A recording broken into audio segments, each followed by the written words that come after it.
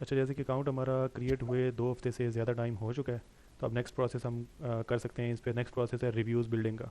हमने रिव्यूज़ जो है वो बिल्ड करने हैं अपने अकाउंट के लिए, और ये सेलर में शिफ्ट करने से पहले का प्रोसेस है। ठीक है। अब क्या होते हैं रिव्यूज़, आपको आइडिया होगा। एक तो होते हैं सेलर रिव्यूज़ के, कोई भी आइटम, ये आइटम हम खरीदते हैं, ठीक है, जब हमारे पास आ जाती है तो उसके बाद हम सेलर को इस पे रिव्यू दे सकते हैं कि हमें आइटम कैसी लगी, या डिलीवरी कैसी थी, या पैकिंग कैसी थी आइटम की। वो पॉजिटिव भी हो सकती है, अगर आइटम ठीक है तो पॉजिटिव होगी, और अगर आइटम सही नहीं थी या डिलीवरी टाइम पे नहीं हुई, या पैकिंग आइटम टूटी हुई थी, इसमें पैकिंग सही नहीं की हुई थी, तो हम उस हिसाब से नेगेटिव रेटिंग या वो रिव्यू दे सकते हैं। तो ये रिव्यू जाएगा सेलर के पास, ये जो सेलर है, और इसके 510 से अगर अगर इसका हम पॉजिटिव देते हैं तो 511 हो जाएंगे, और अगर हम नेगेटिव देते हैं तो ये एक इसमें से माइनस हो जाएगा, 509 हो जाएंगे उल्टा। ठीक है। एक पॉजिटिव वाले को, जो नेगेटिव फीडबैक होता है, पॉजिटिव वाले फीडबैक को खा जाता है, मतलब माइनस हो जाता है। तो इसी तरह, अब इसकी क्या इंपॉर्टेंस क्या होती है, इसी तरह से ईबे पे क्या होता है कि हम ये चीज़ परचेज़ करते हैं। नॉर्मली ये होता है परचेज़ करते हैं, जिससे परचेज़ किया उसको रिव्यू देते हैं। ईबे पे ये भी होता है कि जिसने परचेज़ किया है, हमने इस पर्सन से परचेज़ किया, कलेक्टर्स फैंटेसी इसके स्टोर का नाम है, इससे हमने ये आइटम परचेज़ किया, तो ये हमें रिव्यू दे सकता है रिटर्न में। हमें जो बेचने वाला है वो खरीदने वाले को रिव्यू दे सकता है, मतलब सेलर जो है वो बायर को रिव्यू दे रहा है। तो ये होते हैं बायर रिव्यूज़, कि एज ए बायर हमें जो रिव्यू मिलते हैं। ठीक है। तो इसमें हम कुछ आइटम्स परचेज़ करेंगे ईबे से, ठीक है, और उनकी बेस पे हमें क्या है, ईबे के जो सेलर्स होंगे वो हमें रिव्यू देंगे। तो इस तरह के 4 या 5 रिव्यूज़ हम इकट्ठे करेंगे। ठीक है, 4 या 5 आइटम्स परचेज़ करके अपने अकाउंट पे 4 से 5 आइटम्स परचेज़ करके 4 से 5 रिव्यूज़ बिल्ड करके उसके बाद हम इस अकाउंट को सेलर में शिफ्ट करेंगे। अब इससे फ़र्क क्या पड़ता है कि कोई भी आइटम लगी हुई है, ठीक है, आप आगे चल के सेलर में कन्वर्ट करते हैं और यही आइटम आप बेचते हैं, और आपके अकाउंट के साथ अभी यहाँ पे ज़ीरो लिखा होगा। ठीक है, जो भी यूज़र नेम है उसके साथ यहाँ पे ब्रैकेट्स के अंदर ज़ीरो लिखा होगा, आप देखें अगर तो यहाँ पे ज़ीरो होगा। ठीक है। अब इसी तरह से इसके अकाउंट के साथ 510 आ रहा है। ठीक है, इसके अकाउंट के साथ 510 आ रहा है। अब हो सकता है आप कल को जाके ये आइटम बेचते हैं और आपके अकाउंट के साथ ज़ीरो लिखा हुआ है, दैट मीन्स कि आपके पास ज़ीरो रिव्यूज़ हैं। ठीक है, आपकी आइटम भले $20 पे भी हो, इसके पास फॉर एग्जांपल इसके पास 5 रिव्यूज़ हैं। ठीक है, 510 नहीं कहते, हम 5 कहते हैं, इसके पास 5 हैं, और इसकी किसी यारी 50 पे आइटम, और आप जो उस पर लगाते हैं, आपकी आइटम की प्राइस $20 होती है, इससे $1 1.5 कम होती है प्राइस, लेकिन आपके पास रिव्यूज़ ज़ीरो होते हैं, तो बायर क्या करता है, आप पे ट्रस्ट नहीं करता। वो कहता है इसके तो रिव्यूज़ ही ज़ीरो हैं, इससे परचेज करने का फ़ायदा ही नहीं है, हो सकता है ये फ्रॉड कर जाए या कोई भी इशू कर जाए या आइटम टाइम पे ना भेजे, तो इसकी हिस्ट्री नहीं है। ठीक है, हिस्ट्री नहीं है, तो उसकी वजह से वो क्या कर सकता है, उसकी वजह से वो आपको स्किप कर सकता है कि इससे मैं परचेज़ नहीं करता। ठीक है। तो इसके लिए हमें क्या करना है, इस वजह से हम 5 रिव्यूज़ बिल्ड करेंगे ताकि अकाउंट को सेलर में शिफ्ट करने से पहले हमारे पास 4 5 रिव्यूज़ हों, और जो आइटम हम लगाएं उसकी वजह से बायर रिव्यूज़ की वजह से हमें छोड़ के ना जाए। तो ये कंसेप्ट समझ आ गया। जी जी। ये रिव्यूज मतलब हम ये पहले परचेज करके फिर देंगे या किसी के ऊपर भी दे सकते हैं? हमने देने नहीं है, जिससे हम परचेज़ करेंगे आइटम वो हमें रिव्यू देगा, जो भी कोई बंदा होगा जिससे हम परचेज़ करेंगे। सही।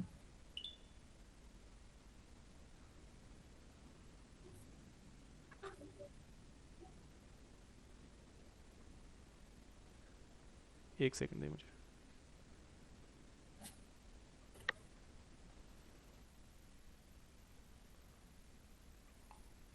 अच्छा, अब मैं बताता हूँ आपको कि कौन सी आइटम्स करनी है, ठीक है, कब कब करनी है, वो सारा क्राइटेरिया मैं बताता हूँ।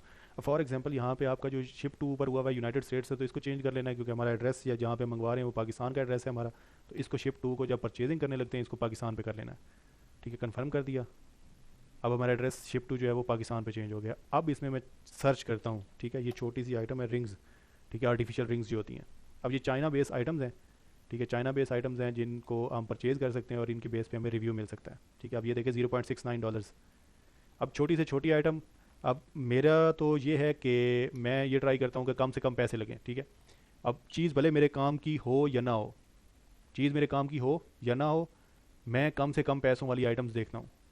अब इसमें आप ये भी कर सकते हैं कि आपके काम की आइटम है कोई, ठीक है, आपको चाहिए आप वो मंगवा सकते हैं, लेकिन देखना क्या है, जो भी आइटम आप मंगवाने लगे हैं वो भले आप $2 की मंगवाएं, $5 की, आपके काम की आइटम है, ठीक है, आपको कोई चीज़ वैसे ही परचेज़ करनी है, तो आप वो परचेज़ कर सकते हैं। लेकिन उसमें फिर देखना क्या है कि नीचे उस आइटम के ये वाला जो +10 सोल्ड लिखा हुआ है, ये ब्लैक कलर में ये लिखा हो उसके नीचे, जैसे इस पे 499 है, इस पे कुछ भी नहीं है, तो इसको नहीं करेंगे हम, इसकी प्राइस जो भी है। ठीक है, इस पे भी वॉचेस लिखा हुआ है, इस पे 25 सोल्ड है, मतलब मिनिमम 1 2 3 सोल्ड भी लिखा हो तो चलेगा, लेकिन जिस पे कोई सोल्ड नहीं लिखा हुआ उसको नहीं करेंगे, जैसे इस आइटम पे कोई सोल्ड नहीं लिखा हुआ, ठीक है, इसको नहीं करेंगे हम। तो इस मेरे क्राइटेरिया के अकॉर्डिंगली मैं यहाँ से सिलेक्ट करूँगा $0.69 वाली ये वाली आइटम। ठीक है, इसको मैं क्या करूँगा, ओपन करूँगा, और ओपन करके मैं इसको बाय इट नाउ पे जाके इसको परचेज़ कर लूँगा। बाय इट नाउ पे जाऊँगा और आगे मैं अपना कार्ड वगैरह अटैच करूँगा, डिटेल्स डालूंगा, ठीक है। तो डिटेल्स डाल के मैं इसको क्या कर सकता हूँ, परचेज़ कर सकता हूँ, ठीक है। डिटेल्स में मीन्स कि मैंने अपना एड्रेस डालना है, और एड्रेस के अलावा मैंने अपना पाकिस्तानी कार्ड है मेरे पास, तो वो पाकिस्तानी कार्ड अटैच कर देना है, और उसके बाद मैंने उसको परचेज़ कर लेना है, ठीक है। और परचेज़ करने के थोड़ी देर बाद क्या होगा, ये मुझे ऑटोमेटिकली जब भी ये सेलर जिससे परचेज़ कर रहा हूँ, ये वाला सेलर जब भी अपना अकाउंट ईबे पे आएगा, मतलब जब भी लैपटॉप ऑन करेगा और अपना अकाउंट पे लॉगिन करेगा, तो ये मुझे उस टाइम पे इसको पता चलेगा कि इस बंदे ने ऑर्डर प्लेस किया हुआ है, तो ये मुझे रिव्यू दे देगा खुद ही, ठीक है। तो इस तरह की छोटी मोटी आइटम्स हमने क्या करनी है, छोटी मोटी आइटम्स हमने 4 से 5 उससे परचेज़ करनी है।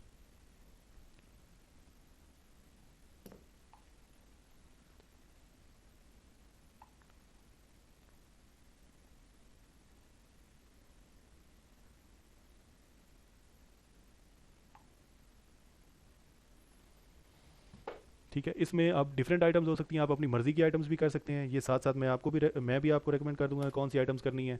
लेकिन इसमें करना ये है कि जैसे आइटम आप आज कर रहे हैं 10 बजे करते हैं फॉर एग्जांपल, ठीक है, फिर आज के दिन आपने आइटम किया तो कल के दिन आप कोई आइटम परचेज़ नहीं करेंगे, कल का दिन आप गैप देंगे इसको, ठीक है, कल के दिन का गैप देना है, और फिर आपने परसों परचेज़ करना है। लेकिन आज 10 बजे किया है तो परसों जो आइटम कर रहे हैं वो आपने दिन टाइम किसी टाइम करनी है, 10, 11, 12 बजे, 1, 2 बजे, ठीक है। जब भी परचेज़ करें तो पिछले दिन वाला जो टाइम है, लास्ट परचेज जो की थी उसके साथ टाइम मैच नहीं करना। उससे क्या होता है, टाइम मैच हो और डेली बेस पे या करना चाहें तो अभी एक परचेज़ की उसके 2 मिनट बाद दूसरी, तीसरी, चौथी, पाँचवीं एक साथ भी कर सकते हैं।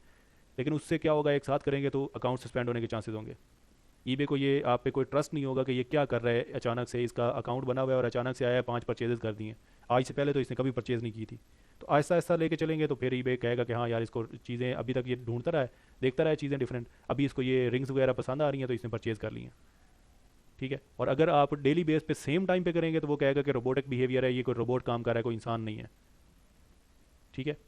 तो डेली बेस पे सेम टाइम भी फॉलो नहीं करना। उसके अलावा मैंने गाइडलाइंस स्टार्ट में, लेक्चर्स के स्टार्ट में भी मे भी दी हूँ या मैं भूल गया हूँ अगर, तो इस जो ये आपका क्रोम है, यहाँ पे आपने अकाउंट लॉगिन किया हुआ है, इसको सिर्फ और सिर्फ ईबे के लिए नहीं आपने यूज़ करना कि आप आएँ, ठीक है, डेली बेस पे आपने टाइम बनाया हुआ है कि मैं इस टाइम पे काम करूँगा, ठीक है। फॉर एग्जांपल आप जॉब पे जाते हैं, जॉब से वापस आते हैं, आप रात को 10 बजे फ्री होते हैं, 9 बजे फ्री होते हैं, आप डेली बेस पे जब भी काम कर रहे हैं आप 9 बजे आते हैं, लैपटॉप खोलते हैं, ईबे पे आते हैं, ईबे चलाते हैं, जितनी देर चलाया, आधा घंटा, घंटा चलाया, और लैपटॉप बंद करके आप अपने जिस काम में भी होते हैं उस काम में वापस चले जाते हैं। तो ये काम नहीं करना। आप इस कंप्यूटर पे, इस लैपटॉप पे आपने बाकी ये सारी चीज़ें, अली एक्सप्रेस है, जैसे ये हो सकता है आप यूट्यूब देख रहे हो सकता है फेसबुक चला रहे हो, ठीक है, चैट जीपीटी यूज़ कर रहे हैं, फेसबुक यूज़ कर रहे हैं, इंस्टाग्राम, लिंक्डइन, ये डिफरेंट ऐप्स आपने डिफरेंट वेबसाइट इस पर यूज़ करनी है नॉर्मल यूज़र की तरह। ये नहीं है कि सिर्फ और सिर्फ आए, लैपटॉप खोला, ईबे चलाया, ईबे चला के बंद करके लैपटॉप वापस चले गए, ठीक है। ये चीज़ आपने लाजमी फॉलो करनी है। एक तो मल्टीपल डिफरेंट चीज़ें आपने इस पर यूज़ करनी है, और दूसरा ईबे के अंदर आप काम करते हुए ईबे के अंदर आप डिफरेंट आइटम सर्च करेंगे, वो भले आपके काम की हैं या नहीं है, प्रोडक्ट हंटिंग के काम की हैं या नहीं है। फॉर एग्जांपल मैं यहाँ पे सर्च कर लेता हूँ asus लैपटॉप, अब ये मेरे किसी काम का नहीं है, ठीक है, लेकिन सिर्फ ईबे को दिखाने के लिए कि मुझे डिफरेंट डिफरेंट आइटम्स में इंटरेस्ट है, ठीक है। अब अभी तक जो आइटम्स देख रहे हैं हम $1 की देख रहे थे, अब अगले सेकंड क्या होता है, अगले सेकंड हो सकता है कि मुझे लैपटॉप की ज़रूरत है, ठीक है। ये तो नहीं हो सकता ना कि मुझे हमेशा ही 10, 20, 30 डॉलर वाली आइटम की ज़रूरत हो। नॉर्मल बंदा होता है उसको तो लैपटॉप में भी इंटरेस्ट है। अगली बार हो सकता है कि वो, ठीक है, अगली बार हो सकता है कि वो सैमसंग का फ़ोन सर्च कर रहा हो, ठीक है, सैमसंग S25 सर्च कर रहा हो। डिफरेंट प्राइसेस की आइटम्स हैं, छोटी आइटम भी है, बड़ी आइटम भी सर्च कर रहा है, बड़ी से बड़ी आइटम भी सर्च कर रहा है, ठीक है। हो सकता है वो बंदा ग्राफिक कार्ड सर्च कर रहा हो उसके बाद, ठीक है, एनवीडिया ग्राफिक कार्ड। इनको सिर्फ सर्च नहीं करना है, जस्ट नहीं तो सर्च करना है। इसमें हम ये जो कंट्री चेंज कर देते हैं, इससे नहीं कोई इशू होता? नहीं, इससे कोई फ़र्क नहीं पड़ता। वो तो हम किसी भी कंट्री पे शिफ्ट टू कर देते हैं, उससे फ़र्क नहीं पड़ता। शिफ्ट टू ही किया ना हमने चेंज, हमने कौन सा वहाँ पे चीज़ें मंगवा ली हैं, ठीक है। हम्म, हमने चीज़ें मंगवाई तो नहीं है यूएसए के अंदर, मंगवाएंगे तो हम पाकिस्तान में, तो पाकिस्तान का तो हमारा एड्रेस ही, हमारा आईडी कार्ड, हमारा पैनीर, सारी चीज़ें पाकिस्तानी है, तो पाकिस्तान में मंगवाने से तो कोई इशू नहीं है। ये है कि हम मंगवाएं, हम आज पाकिस्तान में कोई आइटम ऑर्डर कर दिया, कल हमने यूएसए में ऑर्डर कर दिया, परसों यूके में ऑर्डर कर दिया, फिर हो सकता है कि उसको यूज हो, ठीक है। सिर्फ और सिर्फ पाकिस्तानी एड्रेस से करेंगे, पाकिस्तानी कार्ड से करेंगे तो उसका कोई इशू नहीं है इससे। हाँ, आप इसको चेंज करके किसी भी कंट्री पे चेक करते रहो, उससे फ़र्क नहीं पड़ता जब तक आप उस कंट्री में कोई आइटम परचेज़ नहीं कर रहे।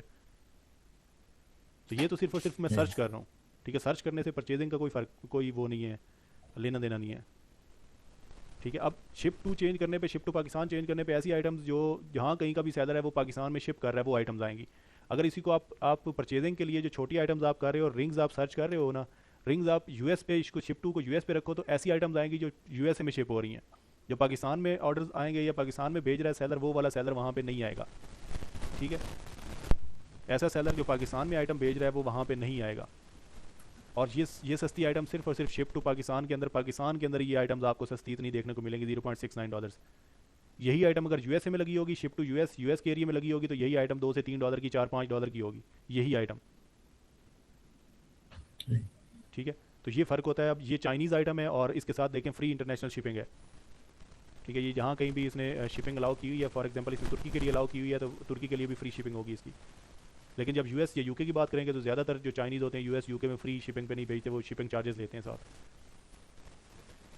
ठीक है, तो ये इस तरह की आइटम्स, आपके माइंड में कोई और आइटम आ रही है छोटी मोटी, आप वो मंगवा सकते हैं, वो ऑर्डर कर सकते हैं। इस पर कोई पाबंदी नहीं है कि यही आइटम जो मैं बता रहा हूँ यही लाजमी करनी है, लेकिन इसमें यह है कि आपने ये लाजमी देखना है ये नीचे जो सोल्ड लिखा हुआ है।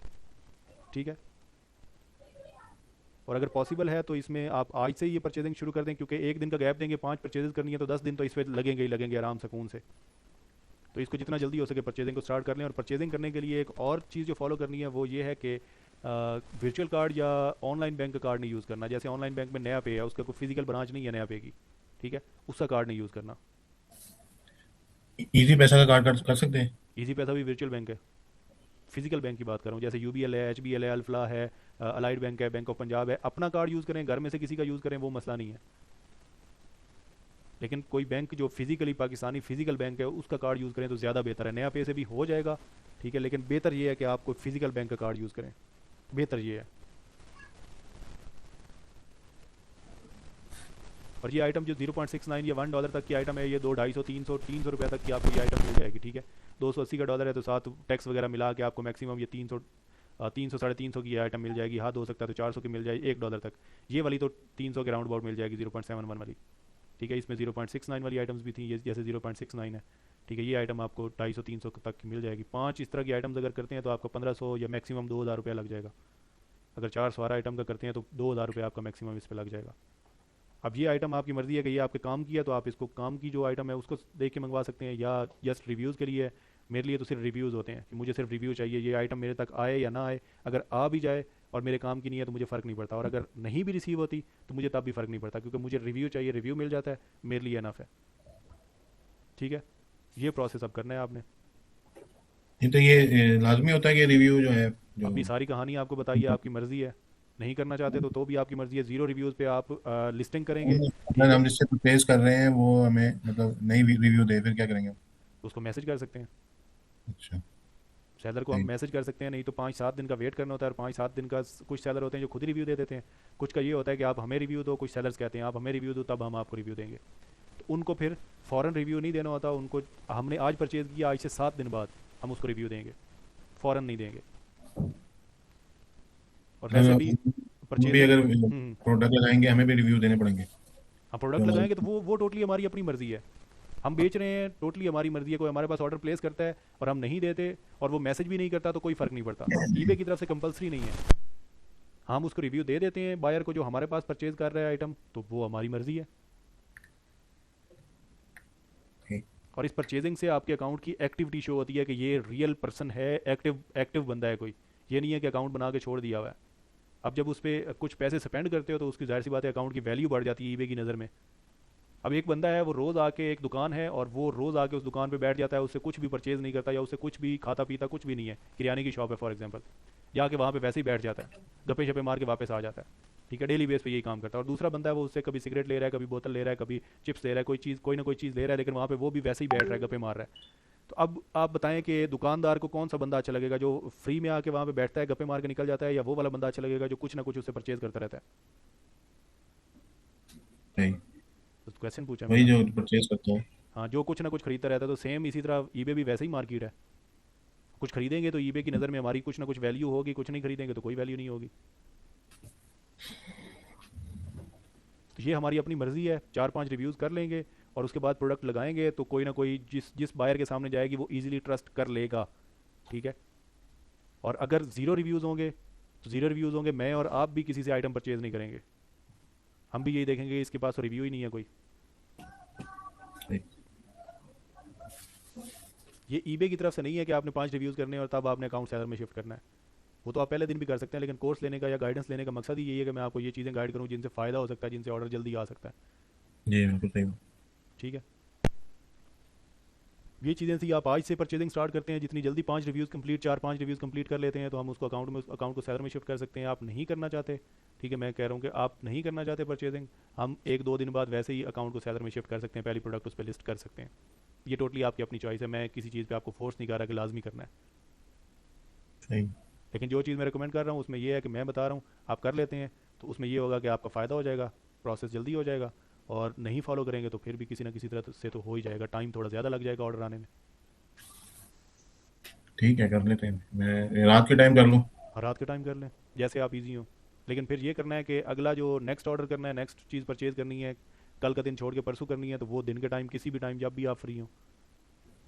तो मोबाइल से भी ऑर्डर कर सकते हैं ना मोबाइल से भी उसमें? कर सकते हैं, बिल्कुल, ठीक। मोबाइल से भी कर सकते हैं।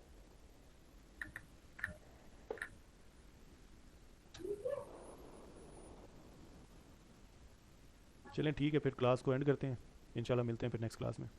ठीक है। ठीक। ठीक है, ओके। ओके। अल्लाह हाफिज़।